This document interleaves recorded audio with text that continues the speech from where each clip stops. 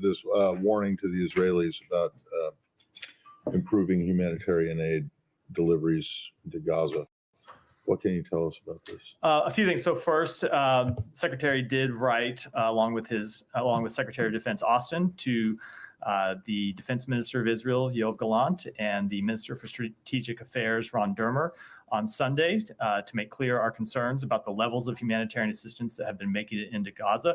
This was a letter we consider to be a private diplomatic communication that we did not intend to make public from our side, but now that it is public, I'm happy to confirm it and speak to it to some extent. I think you have to put this letter in the context of our ongoing and long-lasting communications and concerns about the levels of humanitarian assistance that have made it to Palestinian civilians. If you go back to April, the Secretary wrote at the time to Minister Gallant to make clear that we had seen the levels of humanitarian assistance plateau, and then after they plateaued, start to decline, and made clear that at the time that the levels were unacceptable and that we needed to see Israel implement changes. They did make changes. The changes that they made caused humanitarian assistance to increase. We got up to somewhere between 300 to 400 trucks going in on some days to Gaza. But the thing that the Secretary also made clear at the time is that the increase couldn't be a one-off, that it needed to be sustained. And what we have seen over the past few months is that the level of humanitarian assistance has not been sustained. In fact, it has fallen by over 50% from where it was at its peak. So the Secretary, along with Secretary Austin, thought it was appropriate to make clear to the government of Israel that there are changes that they need to make again to see that the level of assistance making it into Gaza comes back up from the very, very low levels that it is at today.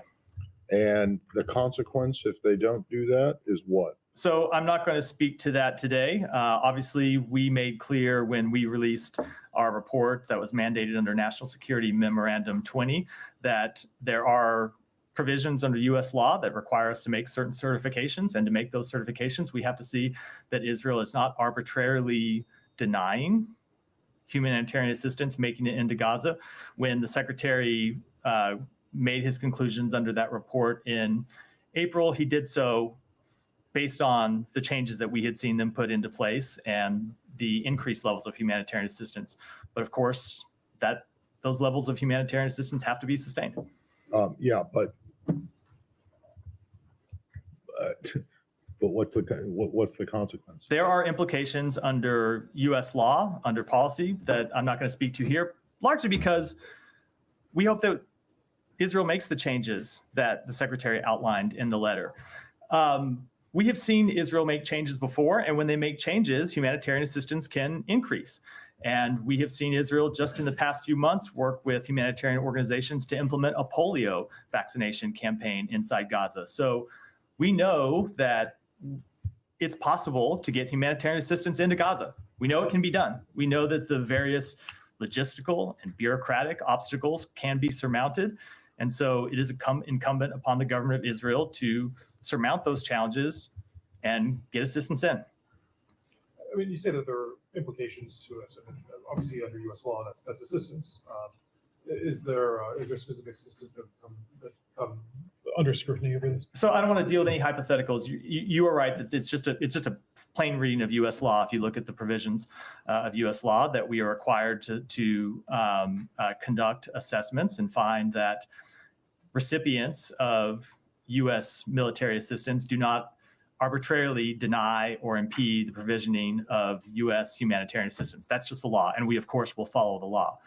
But our hope is that Israel will make the changes that we have outlined and that we have recommended, and that the result of those changes will be a dramatic increase in humanitarian assistance. Ultimately, we are focused on the bottom line here. It's just it. Humanitarian assistance had been low. The changes that we had recommended had gotten it up, and those levels have not been sustained. And so we need to see further changes by the government of Israel. I mean, obviously the timing of this, I know you don't explicitly do politics, but there's an election coming up here. To what extent is that a factor? I mean, 30 days from now would be after the U.S. election. It's been a year since the conflict has been ongoing. The president has repeatedly warned Israel about assistance, about civilian casualties. with at best mixed results sometimes. This happened in just 30 days before the election. And to what extent was the election a factor in this? This is not a factor at all. The bottom line is we felt it was appropriate if we are making clear to the government of Israel that there are these changes that need to be implemented, that we give them an appropriate period of time to implement them. We didn't think it was appropriate to send a letter and just say this has to happen overnight. We give them make clear there's a short window in which we want to see changes because the humanitarian situation is so dire on the ground, but it is appropriate to give them some time to work through the different issues and find ways to get the level of trucks, get the level of food, water, medicine back up to acceptable levels. Yeah, Amira. Hi, Matt. So the 620I Foreign Assistance Act actually doesn't have the word arbitrarily. You say it's the law, but the NSM 20, which is a memorandum, has the word arbitrarily. So the Foreign Assistance Act says, when it's made known to the president that the government of such country prohibits or otherwise restricts directly or indirectly the transport of delivery of United States humanitarian assistance, it does not have arbitrarily. So given you are already saying humanitarian assistance is very low and putting in front of Israel a bunch of concrete measures on how to improve it, why are you waiting for another 30 days to implement the law? Because we believe it's appropriate to give them a chance to cure the problem. And international humanitarian law does make exceptions for certain, I'll give you an example, dual use items is a good example. If there are dual use items that legitimately could be used as a military purpose, of course, governments aren't required to let those dual use items in, which is not to say that they can use that exception as a blanket restriction on anything that could be used as a dual use item. For example, if there are military movements happening in a certain period of time, governments can restrict the provision of humanitarian aid during that period, because obviously you wouldn't want to put humanitarian workers at jeopardy. So it is not accurate to say that there can be no restrictions. It's that those restrictions ultimately can't block civilians from getting the humanitarian access that they need. And that is what we're focused on doing. And so we think it's appropriate. Ultimately, let me just say, ultimately, what we want to see here is results. This isn't about making a rhetorical statement. It's not about making any kind of threats. It's about seeing the situation reversed. And so that the civilians in Gaza who are not getting adequate access to food and medicine and other humanitarian goods today actually see, as a result of our efforts, a change in their daily lives. And that's what we're focused on achieving, and that's what we are trying to achieve through this letter. Sure, but I guess what I'm trying to get at, and I'll ask it again, is like, we've been at this for over a year now. You have made these warnings dozens of times, if not more, from this podium. Secretary has done it, President of the United States has done it, and yet we're here. Other outlets have reported, but Reuters has reported all the way back in April that officials from this department have assessed in internal memos that Israel, quote, is persistently and arbitrarily impeding aid in Gaza. So if the law is already being, if it's already doing it, why is the United States waiting? So first of all, that is not, so we've been over this before, I know, from this podium. There are people that reach that conclusion, and there are people inside this building who reach the opposite conclusion. So I think it's important to state that for the record, that when you have a difficult situation as this, it's not uncommon for people to reach different assessments. Ultimately, if you look at the last year and our record of working to get humanitarian assistance into Gaza, what you've seen is the U.S. intervening at critical moments. Going back to October 12th, let's not forget that it wasn't October, it was October 16th. So just a few days after October 7th, that the secretary was negotiating with the government of Israel until 2 in the morning in Tel Aviv to get the first trucks into Gaza. I know you were there. And over the coming months have intervened on multiple occasions when we thought the levels of assistance getting in weren't sufficient, when there were policies that needed to be changed, when there are new gates that needed to be opened. We have intervened to get that to happen. And you've seen those results. You've seen us go from 1 crossing being open to 4 crossings being open. And that is the result of U.S. intervention. Now, to answer your question, we have always said that this is an ongoing process. And our assessments are ongoing. They're not static, they're dynamic. And so when the situation changes, our assessments will change and we'll act accordingly. And that's what we're doing. And how did the Israelis respond to this letter? They can speak for themselves. I'm not going to But I speak mean, for them. have you received any assurances that they will actually take these concrete measures? So I'm just not going to speak for them. Those are private diplomatic conversations. They can speak to their reaction. And one final thing, what is your message to the world when they question U.S. credibility in terms of following through? Because President Biden made a similar threat to cut off or restrict U.S. military aid in April if Israel carried out a major operation in Rafah. Regardless of what you call that operation, Rafah is now like a wasteland. And we have seen one shipment of 2,000-pound bombs being withheld, but everything else, billions of dollars worth of weapons have continued. So what do you say to people who question the credibility of U.S. in terms of following? So first of all, I will say, without getting into all of the details, that not all of the premises of that question are accurate when it comes to the communications between us and the government of Israel. What I will say is look at our track record of intervening to get humanitarian assistance in, and look at the fact that when we have seen when we have seen Israel not follow through on the steps that they committed to, and when we have seen the results not measure up to the standards that we expect, we have intervened with them to turn those around. And that's what we did in April. And it wasn't just a letter from the secretary, it was also the president making this clear directly to the Prime Minister Netanyahu that we needed to see changes and that our policy would be dependent on the changes that they made. And they made those changes.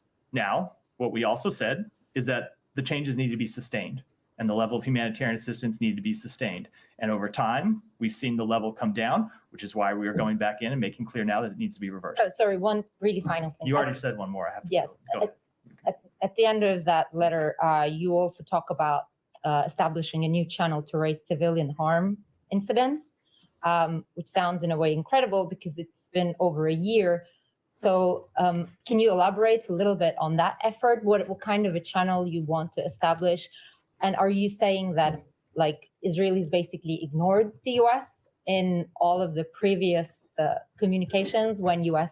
raised its concern about civilian harm? I'm not going to speak to it beyond the language that's in the letter, other than to say that we continue to see Israel not taking sufficient steps to address civilian harm. And you have to look no further to understand that than the really horrific results over the weekend. Thank you, Matt. Does this building see any inconsistency between sending a sternly worded letter with a 30-day lead time about humanitarian conditions in Gaza to the Israelis while near simultaneously deploying an advanced anti-missile system with 100 U.S. troops to man it? No, of course not. We have What's the message being sent always there? made clear that we are committed to the defense of Israel, and that's why you saw the president make the decision that he made, which I will let my colleagues at the Pentagon speak to in detail. But we've also made clear that there are provisions of U.S. law that we follow, and we will always follow those provisions. And part of that is expecting that the Israeli government fully comply with the requirements under international humanitarian law to make sure that humanitarian assistance gets into Gaza.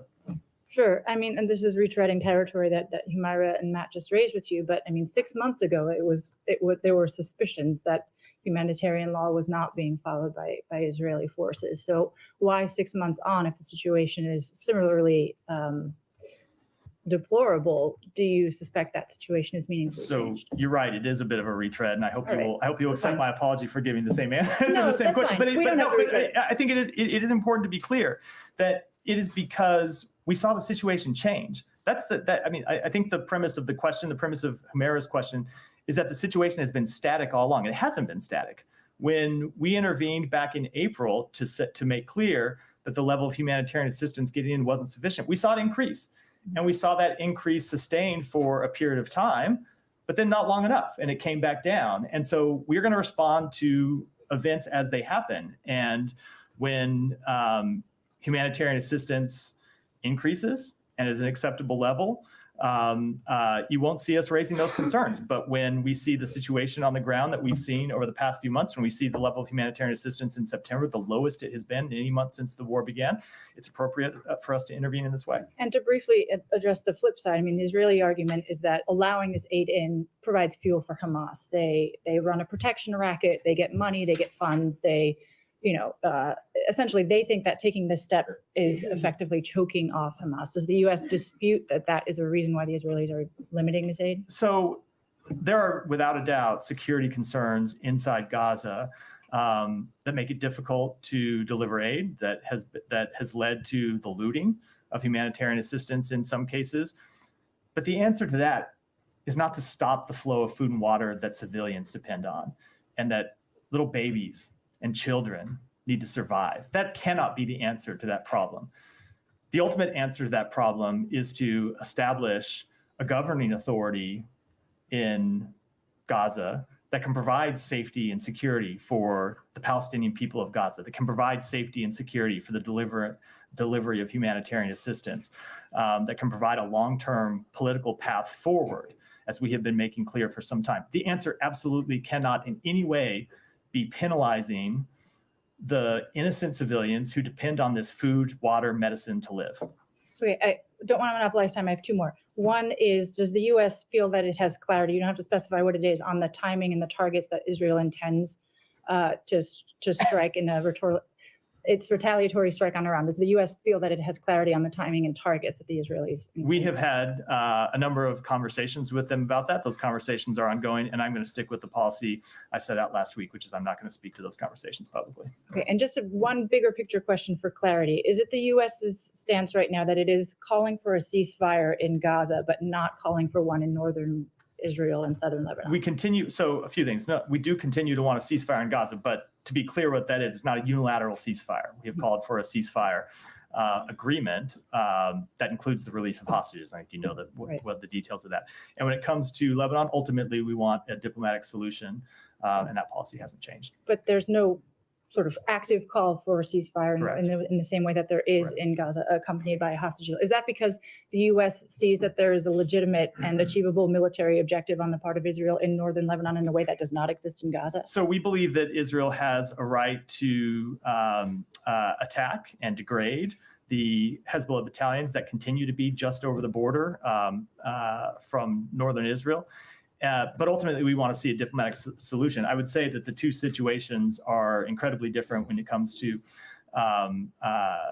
Lebanon. There's United Nations Security Council Resolution 1701 that we want to see fully implemented. That resolution has requirements for Hezbollah that they have not fulfilled.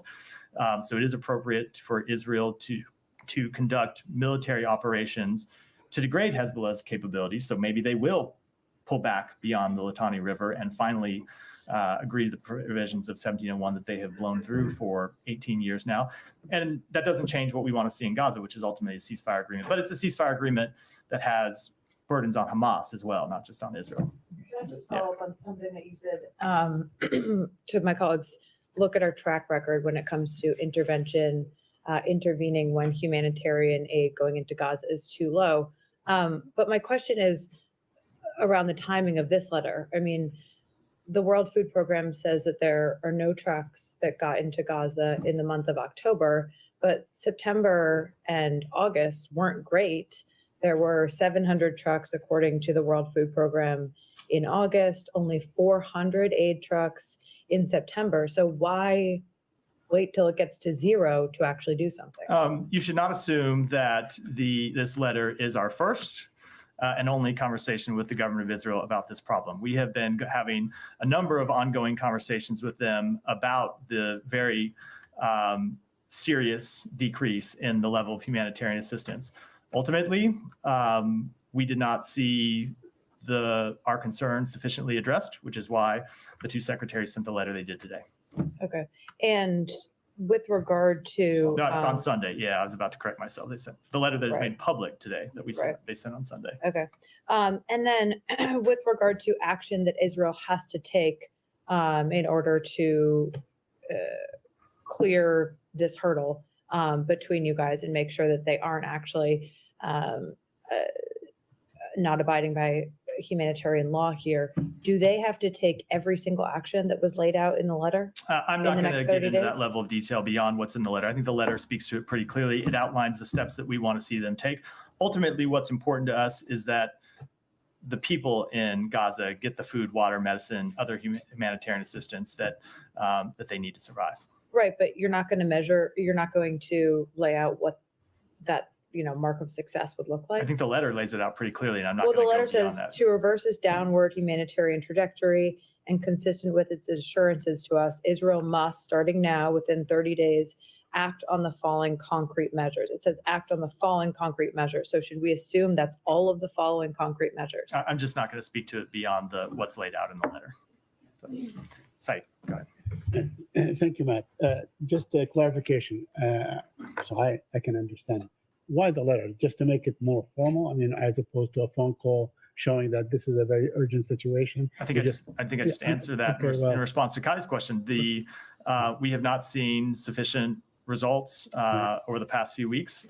Continue to have concerns, which is why they laid out the changes that we want to see happen in this letter. So, and why the 30 days? I mean, so must the 400,000 Palestinians wait 30 days? I mean, some of them may starve by then. The or letter be incinerated, as we have seen. The letter is quite clear that we want to see changes immediately. And in fact, Right. the secretary sent that letter on Sunday. We did see humanitarian assistance go in through ERES yesterday. Mhm. And we very much want to see changes, not wait for 30 days, but happen immediately. Now, we recognize that some things, like, for example, the letter calls for agreements on what actually would be dual use items. That's not something that can happen overnight. That requires a negotiation. So some things take a little bit longer, but there are changes that we want to see implemented immediately. Let me just have a couple more on Gaza, then a couple on the West Bank. But, the Washington Post reported, I think yesterday, about the strike against Al-Aqsa Hospital in the middle of Gaza, striking the tents, burning people alive and so on. Now, Israel always says that there are militants, that we never know whether there were or not, but that seems to be a story that is repeated every day. The Gaza people wake up every day to another 100 people dead or something like this. Now, I asked you about this last week, and you said, no, we would never accept this being normalized, but in fact, it is being normalized. It's not. What happened in that strike was horrifying. We understand the very difficult environment in which Israel operates. But the results of that strike were deeply disturbing. Mhm. We all saw that video and all know that it's horrifying to see people burned to death. We have made clear our serious concerns about the matter directly to the government of Israel. Is it horrifying enough to be considered a war crime? So I cannot make that kind of assessment from here. As you know, Said, there's a Right, but- process that we have to go through to assess the But facts of the law when it this- comes but to any this- individual Yeah, determination. but this seems to be going on every day, day in and day out. And, on the ceasefire talks, Aretz is reporting that Israel is saying no more talks, no more negotiations. Can you comment on that? So I cannot confirm what's reported, I assume based on anonymous sources. We have continued to engage with the government of Israel to try and get a ceasefire over the line. As you have heard us say, that requires not just Israel, but Hamas making difficult decisions. And it continues to be the case that Hamas is not at the bargaining table in any kind of a serious way to talk about how we get an agreement. So you are still saying that if Hamas comes back to the table and they come up with, reasonable, whatever, stance and so on, talks will resume. Of course they would.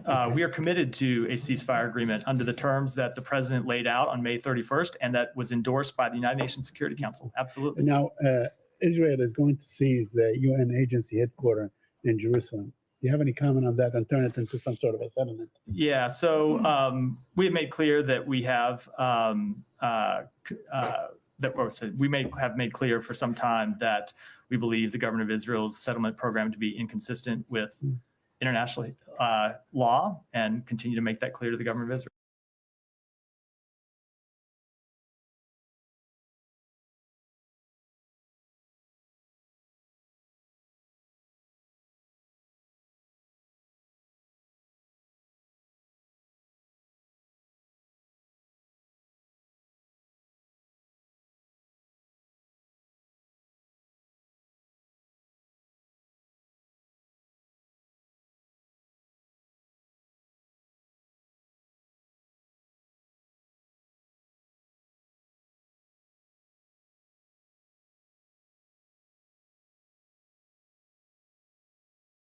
West Bank than the one that they're pursuing now, not to mention in Gaza.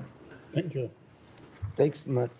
So Israel kills at least or killed at least 21 civilians in strike on Christian town in North Lebanon.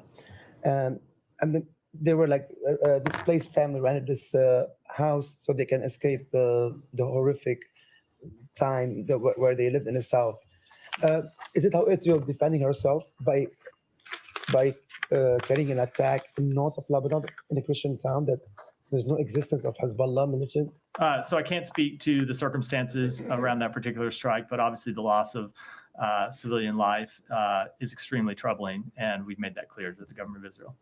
Okay, there was a call between Secretary Blinken and Speaker of the House, Berry. Can you just give us some insight about this call that lasted 40 minutes? Sure. So the secretary spoke to the Speaker of the Lebanese Parliament as well as to the Prime Minister on Friday to make clear that we want to see a diplomatic resolution to the conflict between Israel and Hezbollah, that we want that diplomatic resolution to include the full implementation of 1701, that we continue to support Lebanese institutions, including the Lebanese Armed Forces, which we see as a bulwark for stability in the country, and that we want to see Lebanon choose a new president, and that it's the Lebanese people and not anyone else that should make that decision. And he urged them to move forward with that process, as we have consistently made clear we want to see the government of Lebanon do.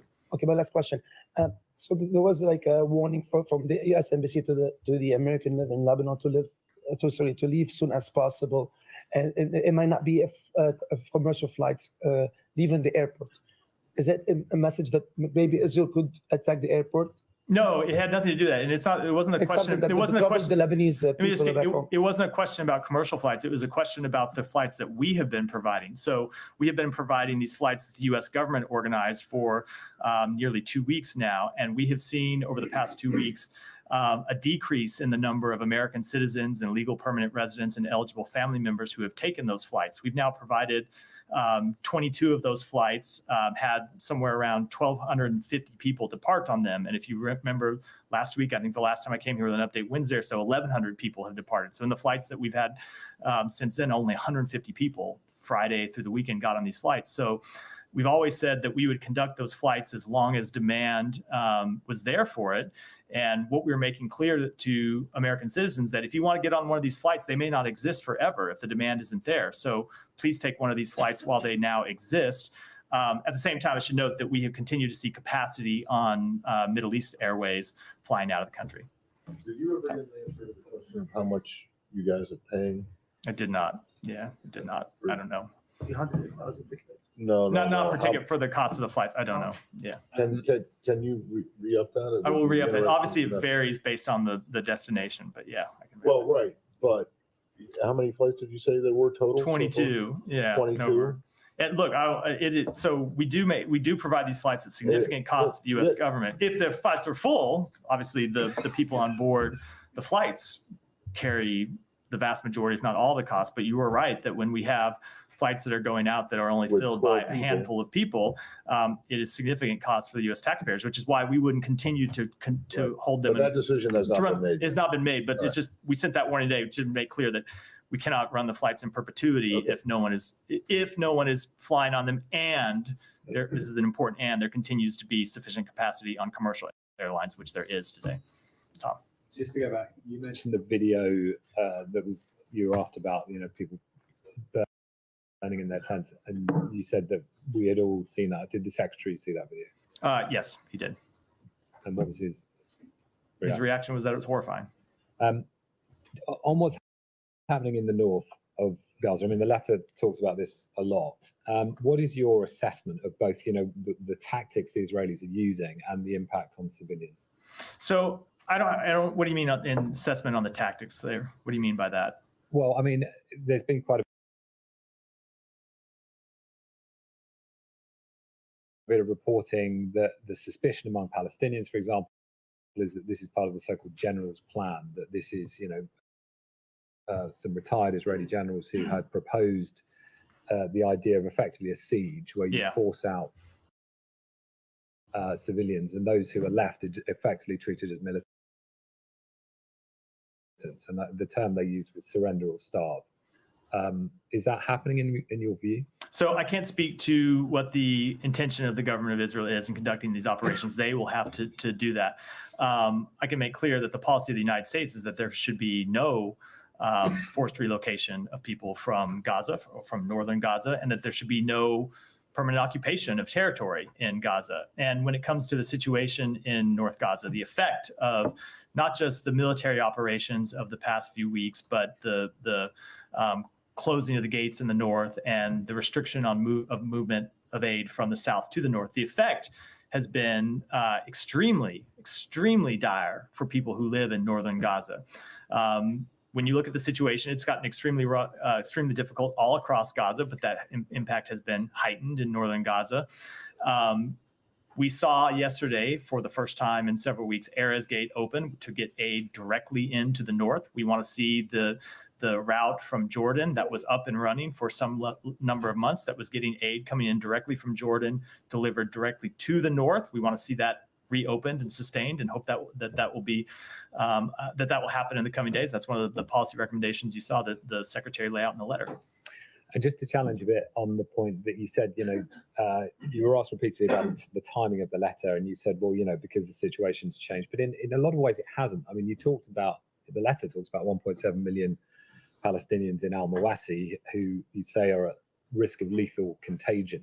That has been a situation that has just been building up. I mean, it hasn't just happened overnight.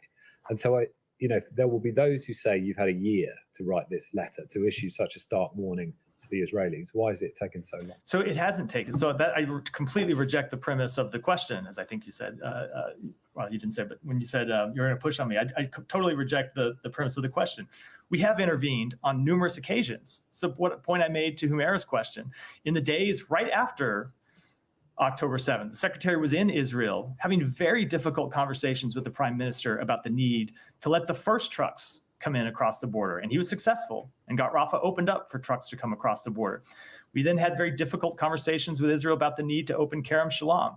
And those conversations included the president, the secretary, the national security advisor, others across our government. And we saw Kerem Shalom open. We saw over the course of months repeated examples of the U.S., not any other country, but the United States intervening and getting results. Now, what we have seen is a significant degradation in the amount of humanitarian assistance that's coming in. As I said in response to one of the other questions, shouldn't assume that the letter is our first intervention with the government of Israel about the situation just over the past few months. We have been making it clear to them that we needed to see results, and we haven't seen the results. And that's why we sent the letter that we sent on Sunday. Yeah, Alex. Thank you, Madam. May I ask you region? Sure. Last week I asked you about. I'll come to you next. You talked about North Korea sending soldiers to fight in Ukraine on the side of Russia. President Zelensky raised his concerns about that, and there are new reports suggesting that they are actually already a few miles next to the border. And so there's some numbers circulating around 3,000 to 7,000. Do you have any response, any concern? We are concerned by the reports of DPRK soldiers fighting on behalf of Russia. If that's true, it would mark a significant increase in the relationship between those two countries, the relationship that you have seen develop over the past several months. It would also indicate a new level of desperation by Russia as it continues to suffer significant casualties on the battlefield. The EU has signaled sanctions that they're going to announce tomorrow. Are you guys willing to follow suit? I don't have anything to preview today, but obviously we have imposed a number of sanctions and other measures to hold Russia accountable for its behavior, and we'll continue to do that. You have tomorrow on Georgia, possible. Georgian president today announced, expressed concerns that the ruling party might rig the elections. The EU also had similar concerns. Is it your concern that they might rig the elections, and what are you going to do to prevent this from happening? So we want to see there be free and fair elections in Georgia, and we'll be closely monitoring in the days ahead. Thank you. Final one from me. Azerbaijan has pushed back on human rights concerns prior to COP. They said back off. We are going to listen to your concerns on prior to COP. They also said that there will be no peace agreement. They don't expect it. prior to COP. That's what the secretary was hoping for. What is your response and reaction? So we wanted to see, we never tied the agreement to COP. We wanted to see a peace agreement between Armenia and Azerbaijan months ago and have been pushing for a peace agreement and ultimately hope to get one over the line. But that's up to the two parties, not the United States. Michelle. Yeah, thank you, Matt. On Iran first, news reports said that Iran recently conveyed a message to the administration through a third country saying that if the Israeli response to the missile attack is limited, Iran will see this round as closed. Can you confirm that? No, I'm not going to speak to private diplomatic conversations, real or imagined.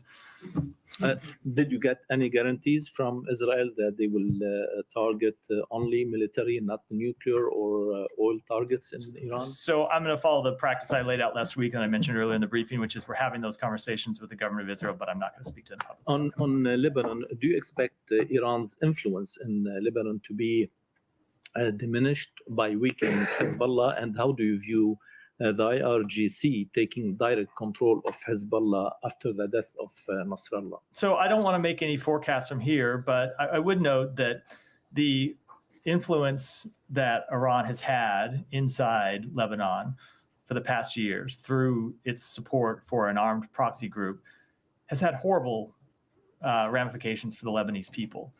And it is certainly our hope that Hezbollah's role in Lebanese society and Lebanese government will be diminished, because it's the Lebanese people that ought to have a say in their direction, in the future direction of their country, and they should not in any way be held hostage to an armed terrorist organization. And lastly, did the administration ask Israel not to bomb Beirut, and did you give any guarantees in this regard to the Lebanese prime minister? So we have made clear to Israel that we oppose the bombing campaign that they had been launching over recent weeks in Beirut. We have seen strikes diminish in recent days, and we'll continue to watch it very carefully. Thank Go you. ahead. On Iran, there's reporting over the past couple of days that the administration has relayed to Iran that any assassination attempt on President Trump would be considered a quote-unquote act of war.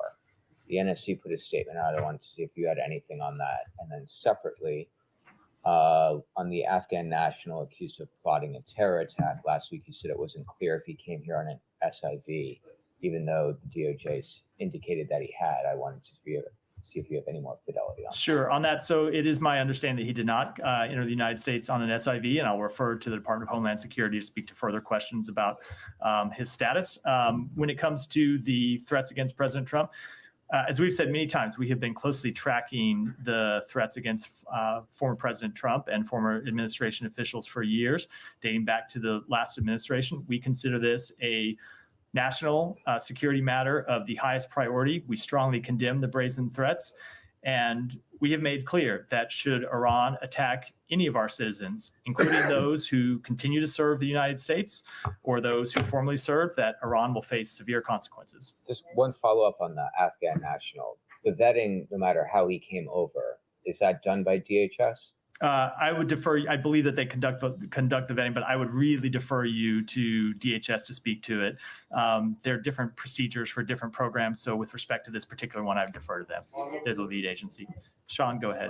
Could I go back actually to North Korea? That's something different. How do you feel about North Korea bombing its own roads, destroying its own roads? When you put it that way, we are monitoring the situation in the DPRK in close coordination with our Republic of Korea allies.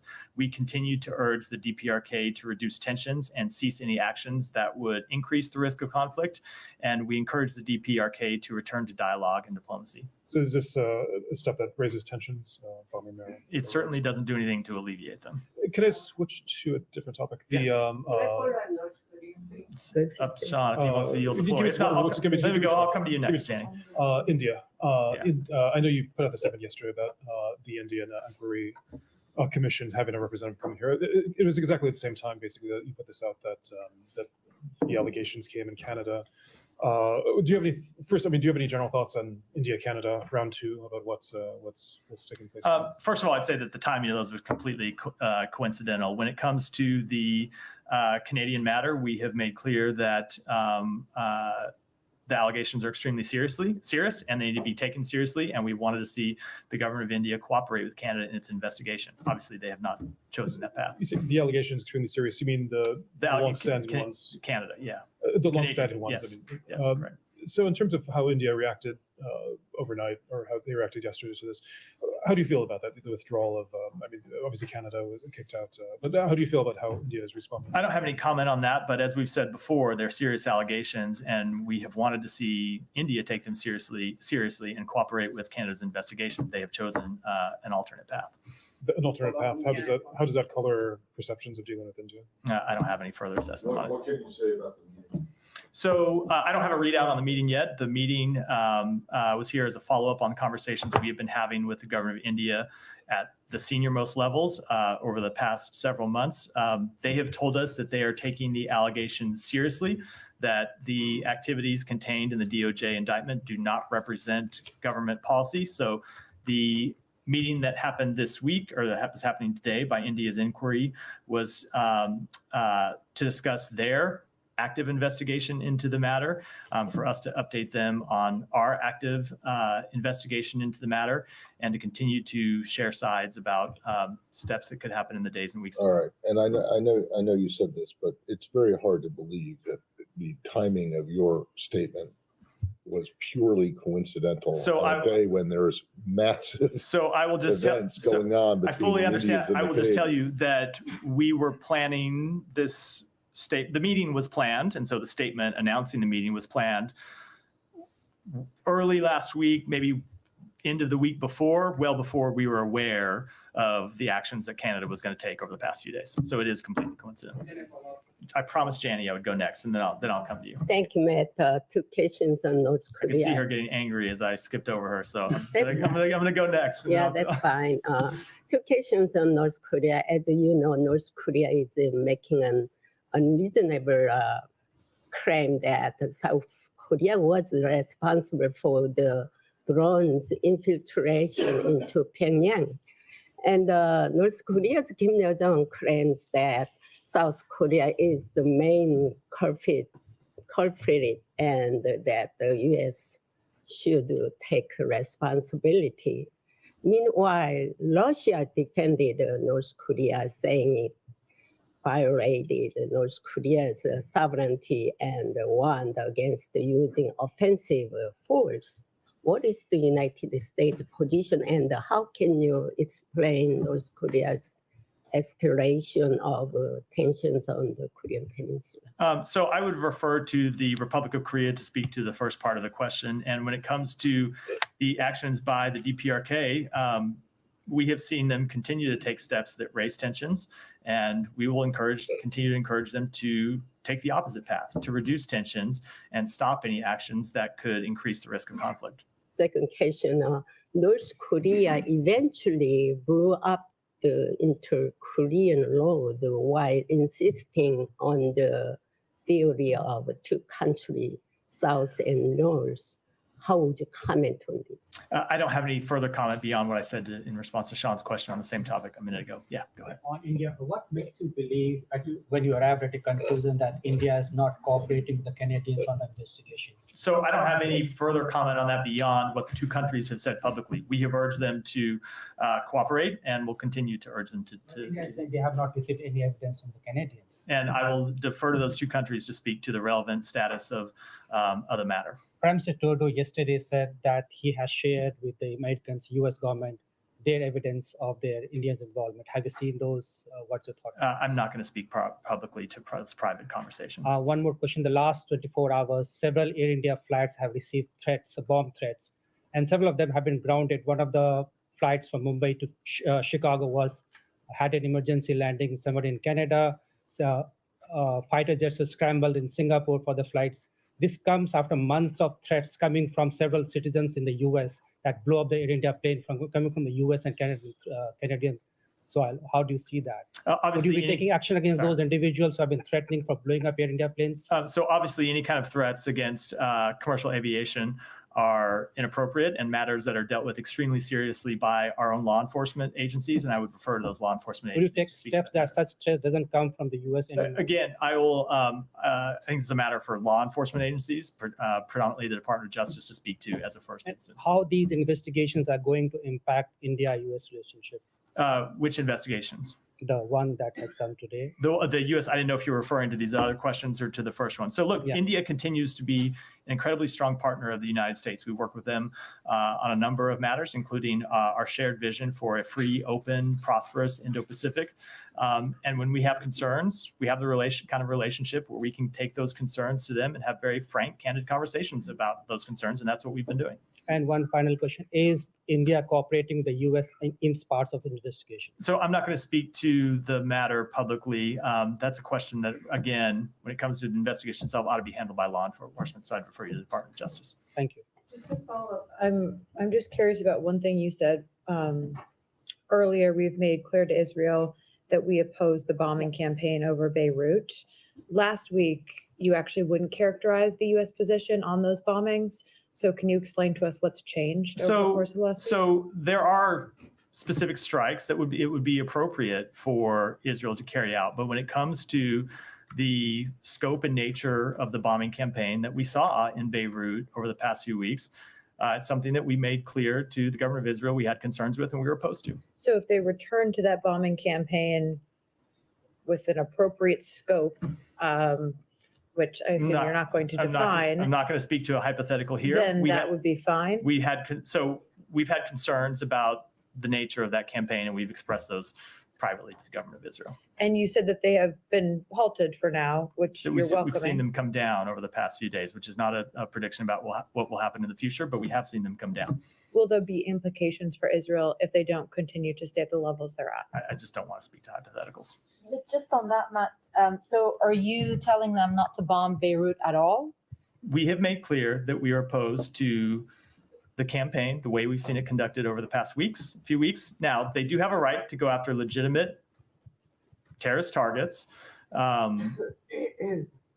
We see Hezbollah continue to operate across Lebanon, and Israel does have a right to defend itself against those terrorists who pose a threat to the state of Israel. But we've had real concerns about the nature of the campaign that we saw roll out across Beirut over the past few weeks, and we made those concerns publicly. I'm not going to speak to it in any detail from here, but we have had quite detailed conversations with the Can government you of Israel. elaborate on that nature? Is it the number of high civilian deaths? Is it them seemingly targeting like civilian infrastructure? It is largely the civilian toll. It's the civilian toll. Go ahead. And I'll come to you next, Ryan. Thank you very much, Matt. George Galloway, former parliamentarian in UK, and Jemima Goldsmith have said that these might be the last few days to save Imran Khan's life, because since last almost 10 days, nobody has met him. Just today, they allowed, according to one political leader, they allowed him. Are you aware of these reports that there are threats to his life and health? I've seen the reports, and obviously we want to see the human rights of every individual in Pakistan be respected. Okay, a couple of days ago, there was a grand jirga in my hometown, Peshawar, by this political party that just recently got banned as well. It's called Pashtun Tahaffuz Movement. Basically, started from the tribal areas where I belong. Zalmay Khalilzad tweeted about it as well. Thousands of people gathered. I mean, hundreds of thousands. One of the demands that they made was that both the Pakistan military and the TTP should leave the former tribal areas, which are now part of the Peshawar, where Imran Khan government is. So they have given them 2 months to either leave the area, to both of them. Your thoughts on this scenario? I don't have any comment on that. Ryan, Just one last thing, please. Let me move on just because we're running short. Ryan, go ahead. I've got a few more people I want to get to. Ryan. Real quick, Israel, then one non-Israel question. To follow up on what she was asking, when you say that Israel has a right to strike terrorist targets in Beirut, but have to be concerned about the civilian casualties, the entire city is densely populated. Like, how could they attack terrorist targets in Beirut without there being civilian casualties? I'm not going to get into prescribing the nature of a military campaign from here. It is a principle that's true for every country that they have a right to defend themselves against terrorism. But we've had real concerns about the way we saw the bombing campaign in Beirut roll out over the last few weeks. No, let me just hope.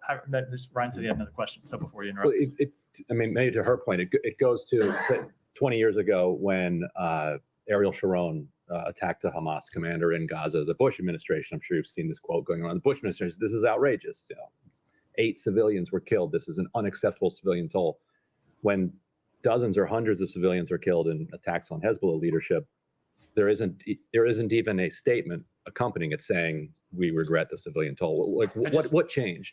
Nothing changed. I just made very clear, as I made clear last week, we made clear since the beginning that we were concerned about the loss of civilian life. We're always concerned about the loss of civilian life, and that continues to be the case. Well, the non-Israel question, Ecuador, could you clarify your statement that you put out a couple days ago about Rafael Correa and Jorge Glass being barred from travel?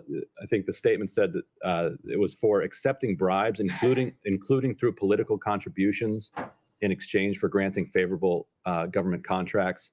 So can you elaborate on what they're being accused of there? And separately, Jorge Glass was dragged out of the Mexican embassy after being given asylum by Mexico. He's now in a maximum security prison.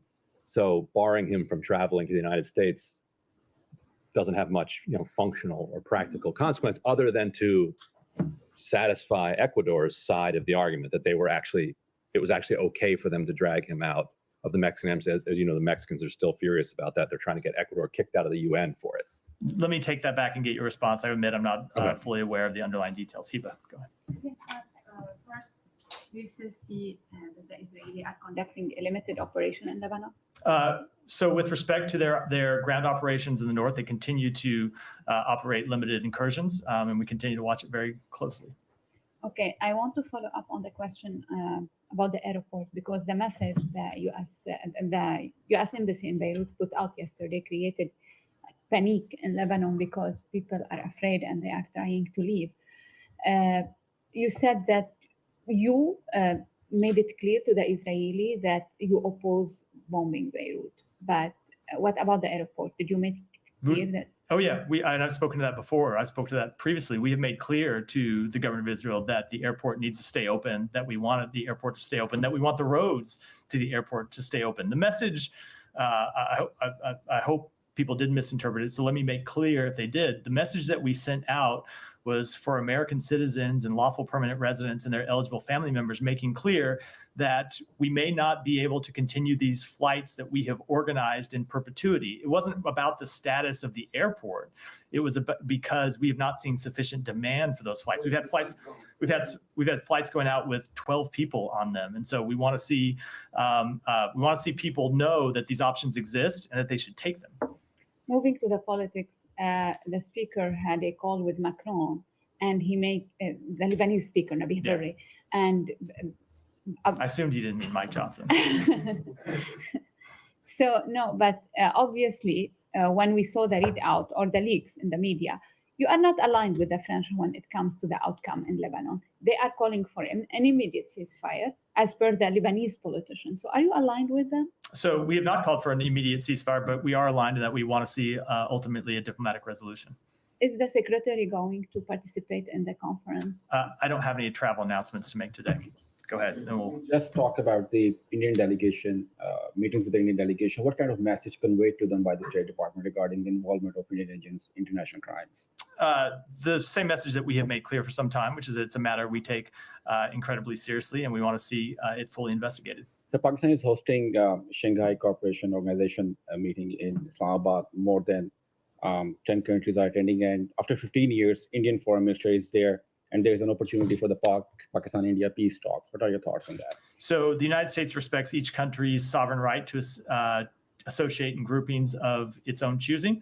We would encourage every country to ensure that its participation in multilateral fora upholds and respects international law and reaffirms the sovereignty, territorial integrity, and independence of all nations. So there are a number of incidents in India in the last few months involving the theft and illegal sale of nuclear materials. At the United Nations, Pakistani ambassador called for the investigation of these incidents. Is this a concern from the U.S.? So we are aware of Pakistan's request to the UN Security Council. We are committed to tracking, developing, and implementing effective policy responses to proliferation threats, and we will continue to work with our partners to shape the international security So one environment. last question. Outgoing Russian ambassador issues kind of a warning. He said that America will face a head-on collision with a nuclear power if it allows Ukraine to fire U.S. long-range missiles. If it allows what? Oh, Ukraine. Sorry, Yes. go ahead. I didn't mean to interrupt. So what is your response on his statement? So I think it's inappropriate for Russia to continue to make these kind of statements, as we've said for some time. Thank you, Matt. One of the people the world saw burned alive by the bombing at the Gaza hospital was Shaban Al-Dalu, a 19-year-old engineering student who was still attached to an IV drip recovering from a previous bombing. And his story kind of speaks to how this isn't just about one attack. A 19-year-old having to provide for his family, repeatedly displaced, brought to hunger, bombed twice in a matter of days. This is a year, and this isn't out of nowhere. So how many more patients burned alive by U.S. We don't want bombs to see until any. the US says no? No, we don't want to see any. Well, I guess the U.S. has said, again and again, that no civilian loss is acceptable. 10,000 deaths ago, 20,000 deaths ago, and yet it's continued. So how does this answer mean anything without a policy shift? It is an incredibly difficult environment that Israel operates in. And I'll just make clear the thing that question leaves out, as often happens, and I understand why, is the burden that Hamas bears. And not just the burden that Hamas bears by hiding behind humans and using humans as civilian shields, but the burden that Hamas bears in not coming back to the table to try to get to a ceasefire. So Israel needs to do more to minimize civilian harm. Hamas needs to stop hiding behind human shields. Both of those things can be true. Both of those things are true. And ultimately, the horrific human toll over the past year is why we continue to push to get to a ceasefire, and why we want to see both sides agree to a ceasefire. If Hamas is an idea as much as a military force, how is continuing to kill tens of thousands of people already suffering from pre-existing apartheid going to defeat that idea? We have always made clear that you cannot defeat an idea through a military campaign. You can defeat Hamas's military wing, you can degrade Hamas's capabilities, but there has to be a political path forward for a future in Gaza without Hamas. And we've made that clear for the past year. And then just to Humera's question earlier on the U.S. asking Israel for a new channel of communication about civilian harm, how has the U.S. and Israel been discussing civilian harm incidents up to this point, and why hasn't it taken a year and at least 42,000 people killed for the U.S. to consider that its approach for relying on Israel to stop hurting civilians is just insufficient? We have long made clear that we want to see changes in their behavior. We haven't seen sufficient changes, and which is why we continue to press them. And with that, I'm going to wrap for today. Thanks, everyone. Thank you, Matt. Thank you. Today. My goodness.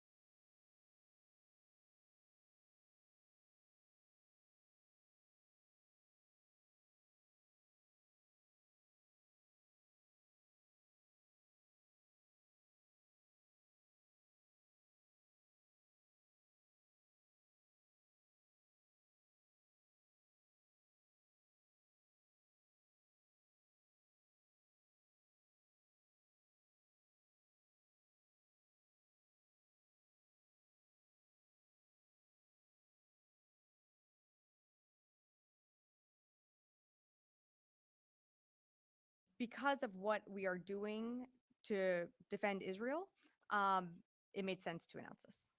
Well, thank you very much, No. Sabrina. You had a back and forth about the THAAD system and how they are always all around the region in harm's way.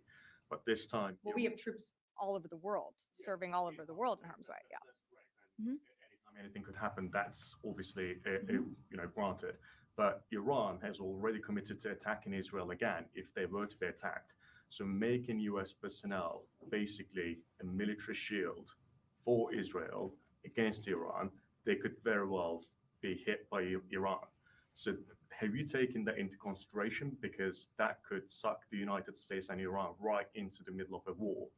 Well, let me be clear again. We don't seek a war with Iran, and we don't want to see a wider regional conflict. But Iran proxy groups have attacked U.S. forces, since October 17th, whether it be, at any of the bases in Iraq and Syria, or with our forces operating in the Red Sea, or in the Eastern Med. So, again, this is a capability that is land-based, but that serves a similar purpose to what our destroyers did on October 1st in the Eastern Mediterranean, which was to help augment Israel's air defenses. So far, the US has always said to Iran, don't, and they have done some stuff. So is that the basic message again, that we have US personnel now where you say you're going to attack, so don't attack at all? Is that the message? The message is that the United States stands with Israel in their self-defense, and that message has been clear from the very beginning. I will come on, Carla. Yeah. Thanks. A couple of clarifications and then one bad question. So you said you're not going to discuss the letter, but you are confirming the authenticity of the letter that has been circulating online, right? There's no dispute on that. I am not confirming the authenticity that's circulating. I am confirming that they co-signed a letter that was sent to their Israeli counterparts. Okay. And then should Israel fail to demonstrate commitments such as, like you said to Anne, increasing the corridors, et cetera, is the U.S. military debating right now whether or not to withhold military support to Israel? Yep. So appreciate the question, Carla. Israel continues to receive support from the United States, whether it be through FMS sales or what you're seeing, that we're doing in Israel self-defense. I just don't have more to provide. But should they not make the changes that you have called for? Yeah, I'm just not going to go into more details. Okay, and then on the THAAD, you announced the THAAD to Israel. Should there be another THAAD in Eastern Europe, Romania, Poland, have been some of the places that have been mentioned in the past? Why would those THAADs not be used to help defend Western Ukraine from Russian attacks? Because if you can send a THAAD to Israel to help stop attacks from Iran, why would a THAAD in Poland or Romania, for example, not be utilized to help defend civilians in Ukraine? Okay. So different capabilities, different wars, different regions. The commitments also to Israel and Ukraine are different. We have a long-standing partnership to come to Israel's self-defense. You've seen the president commit that from October 7th. And when Ukraine was attacked over 2 years ago, the president made a commitment to stand with Ukraine for as long as it takes. But again, you're talking about different capabilities being moved, and what's needed for, should Iran attack again, is a THAAD. For engagements from, what Russia is doing in Ukraine, different capabilities, such as, I don't need to go through the long list, but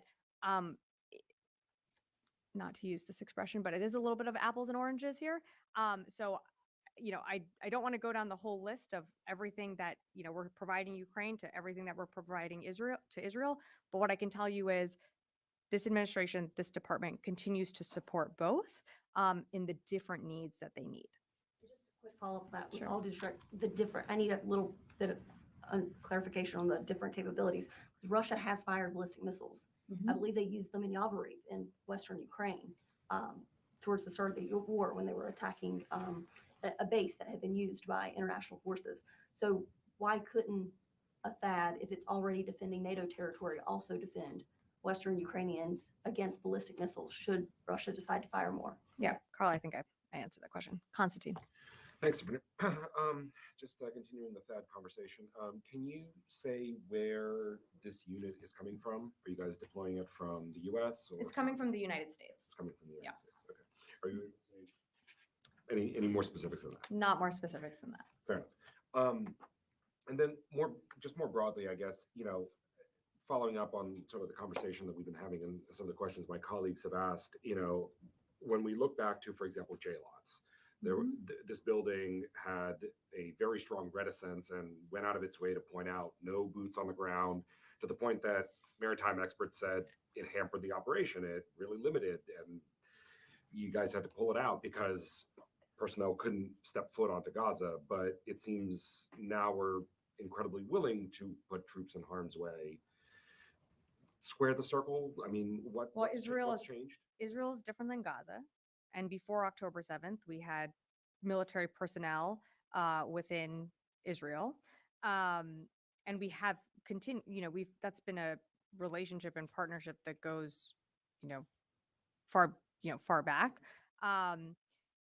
In Gaza, the president committed to not putting troops on the ground there, which is why you saw what we did with J-lots. We continue to support and stand by Israel in their self-defense. I know there's a lot of parsing here, but the THAAD capability, while it is going to Israel, it is temporary.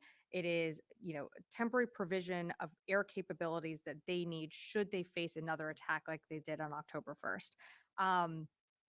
But that doesn't minimize, again, what we did in Gaza. We're incredibly proud of all the humanitarian, whether it be food, water, medical supplies that we were able to get in during that time.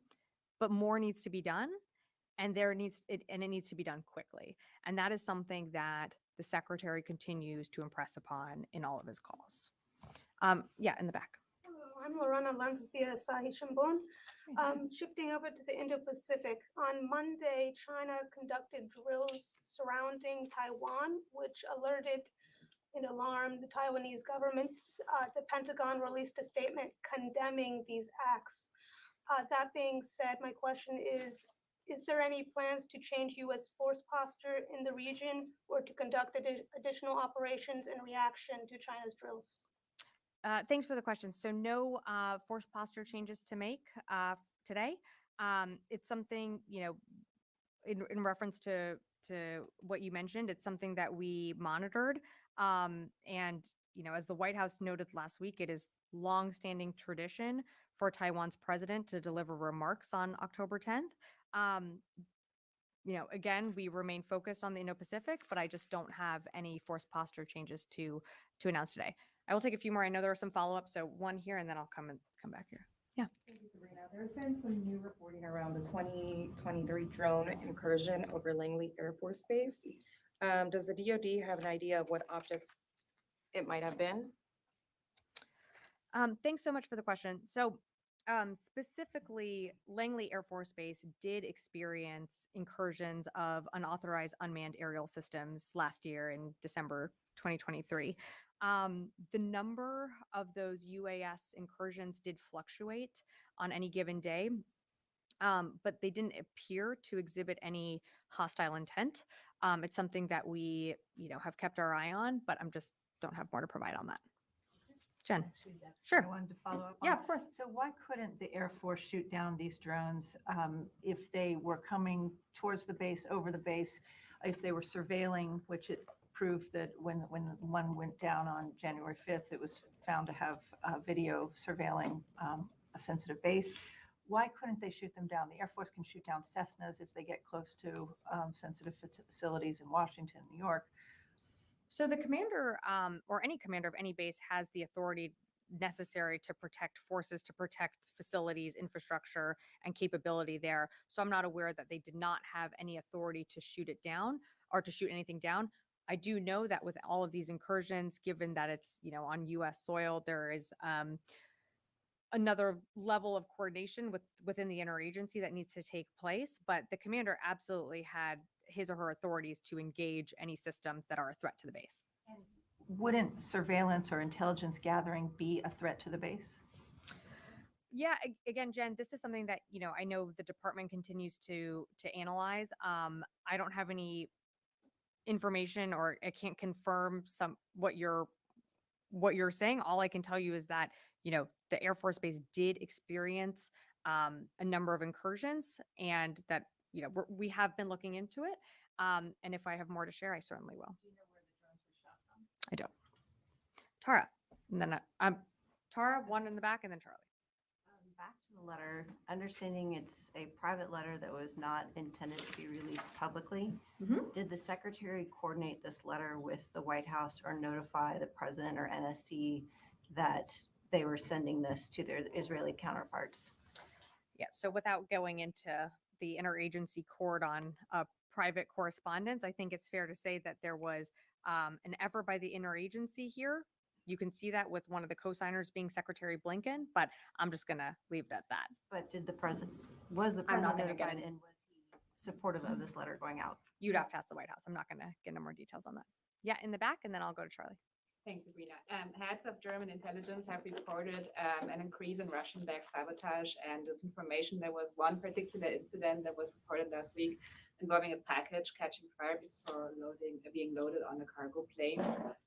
There have also been reports of drones flying over critical infrastructure. Is the DoD aware of this? Is there some sort of increased cooperation with the German authorities regarding this? And other drones that were mentioned reportedly flying over military bases here being investigated in that context? And as a follow-up, what gave the impression that there was no hostile intent? That's in terms of the no hostile intent. That's our initial assessment. As I mentioned to Jen, who asked about this, while I don't have more to provide, it's something that we're continuing to do an assessment on. In terms of the reports that you're citing, I don't have anything to add to that. But what I can tell you is, we always work with our German counterparts. And as you know, we have forces that engage with our German counterparts at different times, whether it be in exercises or in diplomatic channels or military channels, and something that we keep an open line of communication on. But I just don't have anything to add on those reports that you mentioned. Charlie, to close us out. You had mentioned the destroyers that were involved in the last large-scale Iranian attack.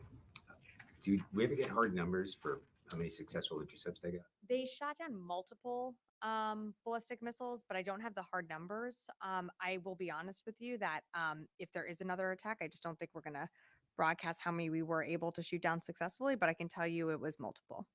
But there was a need that either the United States or Israel or both assessed that this is a significant step forward. You are symbolically and physically putting U.S. forces on Israeli soil, which is different than being at sea. So that need must have been so pressing. Was it because the attack was more successful? Or did they get to the military bases? Are the Israelis that concerned about a large-scale attack from Iran to put U.S. forces on Israeli soil? The attack was almost twice as large as the attack that we saw on April 13th in terms of ballistic missiles that were used. So are we concerned? Yeah, of course we're concerned.